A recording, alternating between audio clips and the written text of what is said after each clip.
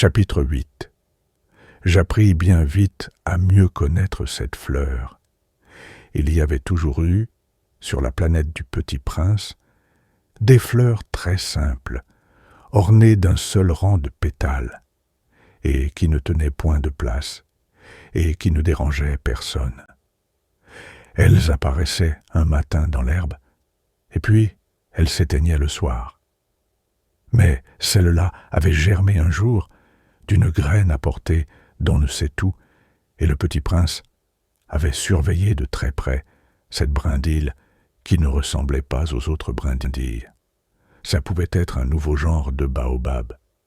Mais l'arbuste cessa vite de croître et commença de préparer une fleur.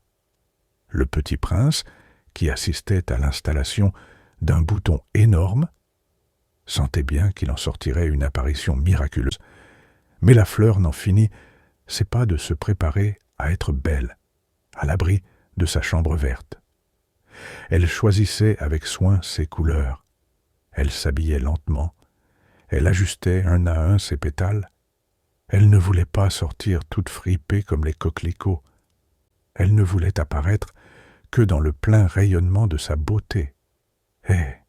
Oui, elle était très coquette.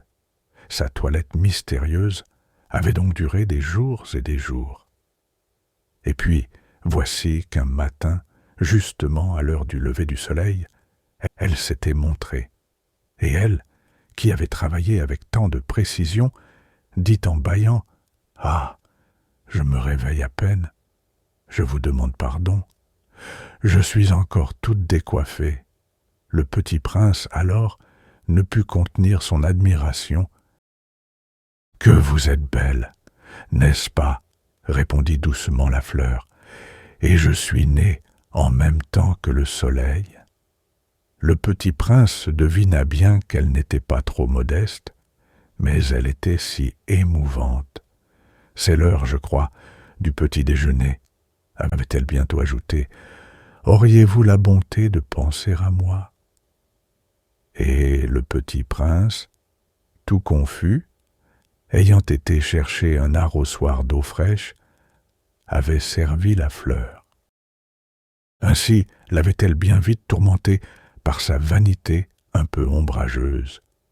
Un jour, par exemple, parlant de ses 4 épines, elle avait dit au Petit Prince « Ils peuvent venir, les tigres, avec leurs griffes.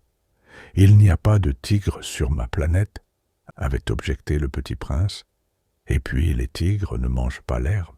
« Je ne suis pas une herbe, » avait doucement répondu la fleur. « Pardonnez-moi. Je ne crains rien des tigres, mais j'ai horreur des courants d'air. Vous n'auriez pas un paravent ? Horreur des courants d'air. Ce n'est pas de chance pour une plante, » avait remarqué le Petit Prince. « Cette fleur est bien compliquée. Le soir, vous me mettrez sous globe. Il fait très froid chez vous. C'est mal installé, là d'où je viens. » Mais elle s'était interrompue. Elle était venue sous forme de graine. Elle n'avait rien pu connaître des autres mondes. Humiliée de s'être laissée surprendre à préparer un mensonge aussi naïf, elle avait toussé 2 ou 3 fois pour mettre le Petit Prince dans son tort. Ce paravent, j'allais le chercher, mais vous me parliez. Alors, elle avait forcé sa toux pour lui infliger quand même des remords. Ainsi, le Petit Prince, malgré la bonne volonté de son amour, avait vite douté d'elle. Il avait pris au sérieux des mots sans importance et était devenu très malheureux. « J'aurais dû ne pas l'écouter, » me confia-t-il un jour. « Il ne faut jamais écouter les fleurs. Il faut les regarder et les respirer. La mienne embaumait ma planète, mais je ne savais pas m'en réjouir. Cette histoire de griffes, qui m'avait tellement agacé, eût dû m'attendrir. » Il me confia encore. Je n'ai alors rien su comprendre.